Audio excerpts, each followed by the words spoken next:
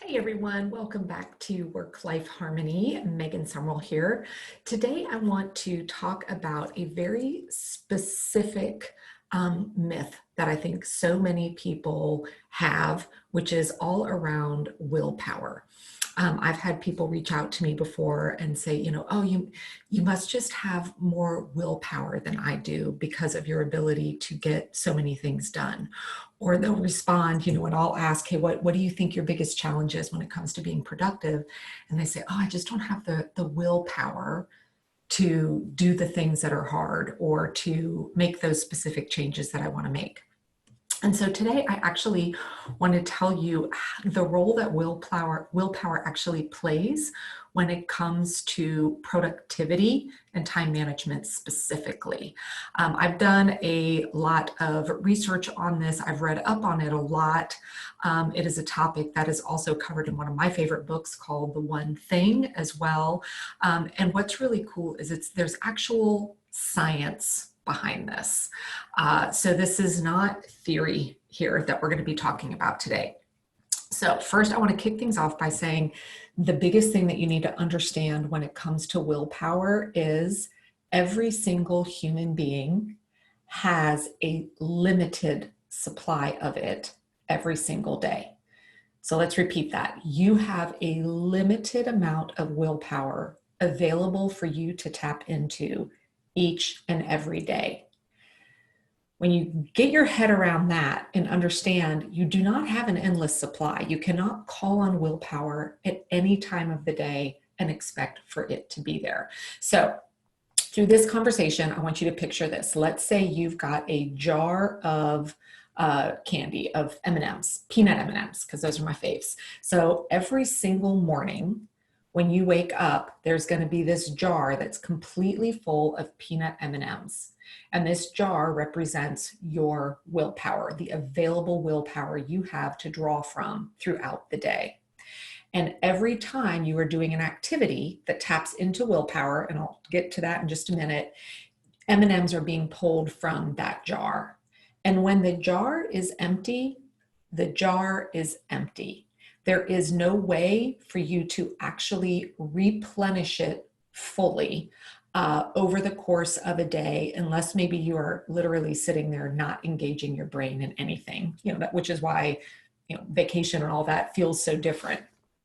But then when you go to bed at night, your brain rests, your body refuels, all of that. You wake up the next morning with the jar, like the magic willpower fairies come and refill it. So when you think about this, an example people will use a lot is around maybe changing some eating habits. And they all say, I started out so great, but then as the day went on, I started making bad choices. And by nighttime, I was pulling out, the Ben and Jerry's. And they beat themselves up because they're saying, oh, I just don't have enough willpower. No, you had it, but it was used up by the time evening came and you literally had nothing left to tap into to help you make the better choice. So when it comes to using your willpower, think of it also, I kind of gave you that M&M jar analogy. Think of it also like a muscle. It is something that needs to be rested in order to refill, which is why when we go to bed at night and we sleep and we wake up the next day, we feel reinvigorated because we've given that part of our brain rest. So what are the types of activities that we do that tap into our willpower? Well, any activity that you are doing that requires a significant amount of brain power, maybe you're learning a new task, maybe you're taking a test, maybe you're reading a book like for studying purposes, you're learning a new piece of software, scrubbing toilets, not so much, but think about any of those activities or tasks that you do that are really requiring your brain to be focused and intentional, even if it's something you enjoy. So you need to understand that, even if it's something you enjoy, like I love learning new software. It fires me up. I am highly motivated to do it. I love playing around with it.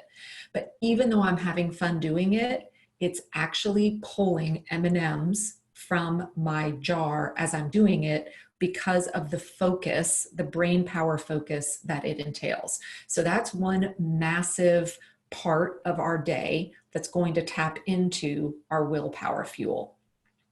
The second type of thing that can really go in there and start zapping away at your willpower is any time that you are wanting to change a behavior. So you're starting a new, maybe you're trying to wake up earlier to get into a new exercise habit. Back to my example of you're changing some eating habits. So every single time you're saying, no, I'm not going to get those chips. No, I'm not going to do that. No, I'm not going to eat those peanut M&Ms.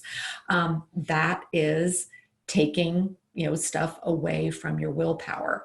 And when you sit down and look at your day and really start to analyze what are all the things that I've been doing throughout my day that are either taxing my brain power or I'm changing behavior because I'm implementing something new, it is really eye-opening for you to understand just how much you are calling on your willpower all day long, which might be why, as the day progresses, you start to maybe make decisions that weren't as great as the ones that you made when you woke up in the morning.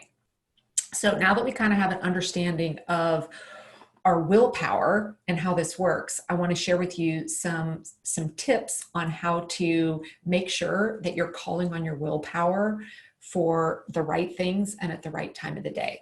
So one other thing to learn about willpower is you can create a little bit more of a sustainable energy in your brain around the parts of willpower if you are actually managing the blood sugars in your body. This was something I learned a few months back that really blew my mind. So there have been studies done where they were taking glucose levels with people both before and after them having to go perform tasks that really tapped into their brain power. So perfect example, taking a test. We could all get our blood sugars levels tested, go take a really intensive test, and at the end of that test, you would see that your blood sugar levels dramatically decrease because of its tapping into that part of your brain. So if you make good food choices and you're eating a lot of foods that like proteins that help maintain a very even blood sugar level instead of spiking and going up and down, that is going to help as well. So that's one subtle change that you can make just in your diet that's helpful. But here is the most important thing that you can do, and this is why when you go look up habits of highly productive people, I guarantee you pretty much all of them will say that they focus on their most important thing first thing in the morning, or the first chunk in their day that they have available to do that. So for me, in my life, one of the things I know is I used to, over probably a year and a half ago, I had a specific time every week reserved for doing the writing that I need to do for my business, blog posts, content, whatever, because that just fit well into my calendar. And so Thursday afternoon was my time for content planning. It's hard for me. It takes a lot of brain power. It's not something I particularly always enjoy. And so it was taking me a very long time to produce things that it was frustrating to me because I'm like, I should be able to do this better. Well, then I made the shift of taking that particular task and I have now moved it to a morning every week that I sit down and do that first thing. So I'm actually doing that at like 6 o'clock in the morning. Well, guess what? I'm doing it in almost a third of the time. So what used to take me close to 2 hours, I can now do in 30 to 45 minutes because my willpower is not depleted. I'm not trying to tap into,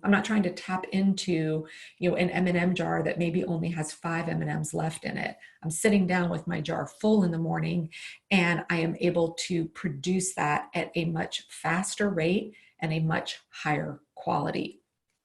One of the exercises that I have all my students go through as part of my top program, the Time Management, Organization, and Productivity, is tracking their own energy levels. And what's interesting is, there are some people out there that kind of get that second wind and are really productive in the evening. But I'm beginning to notice a pattern with what I consider the very rare individuals out there that can be highly productive and do amazing things at night. When you look at the patterns of their day, almost all of them have a window of time, kind of midday, late day, where it's downtime for them, where they're like resting that willpower muscle, and they haven't, their mornings are not structured in a way where they are having to do all of that heavy focus or changing behavior activity that's drawing from their willpower reserves. So therefore, that is why they are able to be really productive in the evening. For me, when I look at what my day-to-day life is, I really am all of those things that take my brain power, new habits that I'm implementing, decision making, all of that is happening in the early part of the day for me, which is why as soon as the dinner hour hits, I'm pretty much rendered useless when it comes to things that might require me to draw on my willpower. So I really encourage all of you to take an assessment of what are the tasks that you are doing. What does your day-to-day life look like? Where are you exercising your brain power? Where are you trying to implement new changes, new behaviors? And do you have those aligned at the right part of the day where your willpower reserve tank, that M&M jar, is full?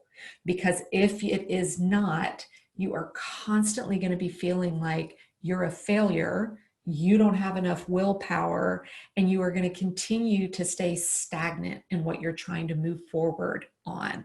And it's not because you are you don't have less willpower than anybody else. You're not less disciplined. It's just that you aren't aligning your activities in a way that is going to set you up for success.